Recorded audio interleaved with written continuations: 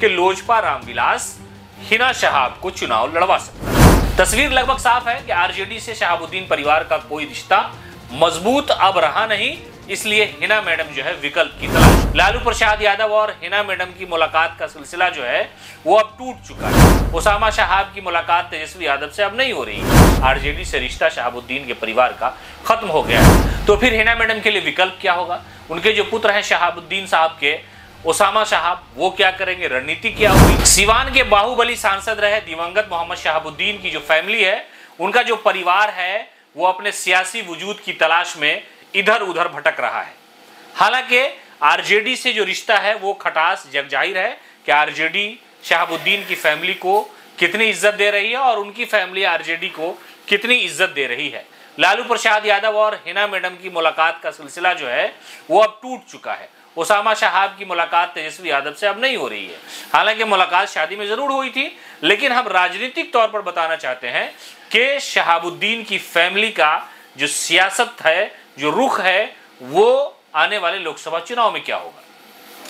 तस्वीर लगभग साफ है कि आरजेडी से शहाबुद्दीन परिवार का कोई रिश्ता मजबूत अब रहा नहीं, इसलिए हिना मैडम जो है विकल्प की तलाश में है। हालांकि हिना मैडम ने पहले भी कहा था कि मैं किसी पार्टी में इस वक्त नहीं हूं।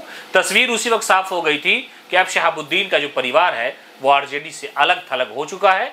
जबानी तौर पर खुल करके कोई कुछ न कहे, लेकिन जो सियासी हलचल है उससे ये तस्वीर साफ हो गई है कि लगभग आरजेडी से रिश्ता शहाबुद्दीन के परिवार का खत्म हो गया है। अब लोकसभा चुनाव आना है। हिना मैडम 2 बार चुनाव लड़ चुकी हैं। हालांकि जब चुनाव हो आता है तो ऐसा लगता है माहौल से कि शायद साहिब सिवान की सीट पर उनकी जो धर्मपत्नी है हिना मैडम, वो चुनाव जीत जाएंगी, लेकिन नतीजा कुछ और हो जाता है। लेकिन 2024 का जो चुनाव आना है, जहां लड़ाई इंडिया बनाम एनडीए है, तो ऐसी सूरत में हिना मैडम कहां जाएंगी? क्या विकल्प होगा उनके लिए? कैसे वो चुनाव लड़ेंगी ताकि उनका जो सपना है कि पार्लियामेंट पहुंच सके, वहां तक जा सके? तो दरअसल कहानी यह है कि हिना मैडम अभी आरजेडी से नाराज चल रही हैं। आरजेडी भी उनसे नाराज है। तो हो सकता है कि आरजेडी न तो उनको टिकट दे और न वो आरजेडी के टिकट पर चुनाव लड़े। तो फिर हिना मैडम के लिए विकल्प क्या होगा? उनके जो पुत्र हैं शहाबुद्दीन साहब के, ओसामा साहब, वो क्या करेंगे? रणनीति क्या होगी? जो साहेबवादी लोग हैं जो सिवान में हैं, वो कहते हैं कि मैडम का अपना वजूद है, शहाबुद्दीन साहब का अपना वजूद था, सिवान के विकास के लिए उन्होंने बहुत कुछ किया है, इसलिए सिवान की जनता उन्हें आशीर्वाद जरूर देगी। अब हिना मैडम के लिए विकल्प के तौर पर 2-3 चीजें बची हैं। वो ये है, एक रास्ता तो उनके लिए ये है, जो ये खबरें आ रही हैं कि वो लोजपा से, यानी लोजपा रामविलास जो है, चिराग पासवान की पार्टी से चुनाव लड़ सकती है।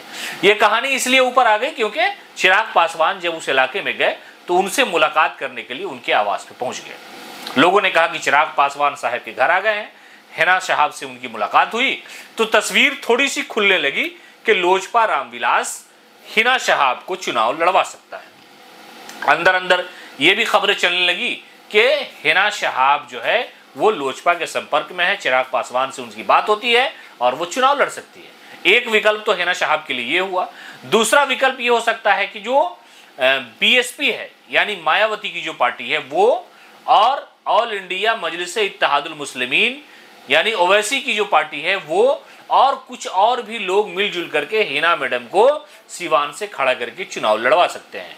तो एक विकल्प ये हुआ कि ओवैसी प्लस मायावती का साथ लेकर के चुनाव लड़ सकती हैं। पिछला जब विधानसभा चुनाव हुआ तो उसमें जमा खान, जो मौजूदा समय में अल्पसंख्यक कल्याण मंत्री हैं, वो जब चुनाव लड़ रहे थे तो बहुजन समाज पार्टी मायावती, कुमारी बहन मायावती की पार्टी, वो और असदुद्दीन ओवैसी की पार्टी ने उन्हें समर्थन किया, तो वो चुनाव जीत करके एकलौते मुस्लिम कैंडिडेट के तौर पे विधानसभा पहुंचे थे, जो बाद में नीतीश कुमार के साथ चले गए और मौजूदा समय में वो अल्पसंख्यक कल्याण मंत्री हैं। तो हो सकता है कि हिना शहाब इसका भी इस्तेमाल कर सकती हैं, या वो निर्दलीय चुनाव लड़ेंगी। तो निर्दलीय चुनाव लड़ेंगी तो स्थिति उतनी बेहतर नहीं हो सकती, इसलिए कि जो लड़ाई है वो इंडिया बनाम एनडीए है। तो ऐसी सूरत में उनके पास 2 विकल्प है, लोजपा के साथ जाकर के एनडीए के टिकट पे चुनाव लड़े, या बहुजन समाज पार्टी, असदुद्दीन ओवैसी की पार्टी और छोटी मोटी जो भी पार्टियां हैं चुनाव में आती हैं, उनके साथ मिलकर के चुनाव लड़ेंगी। तो ये तस्वीर तो अब तक खुल करके सामने आ ही जाएगी कि आखिरकार हिना मैडम का क्या मूड है, आरजेडी उनके साथ है नहीं है, ये तो बाद में आएगा। हालांकि कहा जाता है कि लालू प्रसाद यादव जो है राजनीति में तुरुप का पत्ता खेलना चाहते हैं, लेकिन ऐसी उम्मीद कम है, क्योंकि अब जो है दोनों फैमिली के दरमियान सियासत की जो बारीकी थी वो अब ख़त्म हो गई है। कोई एक दूसरे से मिलना नहीं चाहता, कोई एक दूसरे की मुसीबत में एक दूसरे से पूछना नहीं चाहता।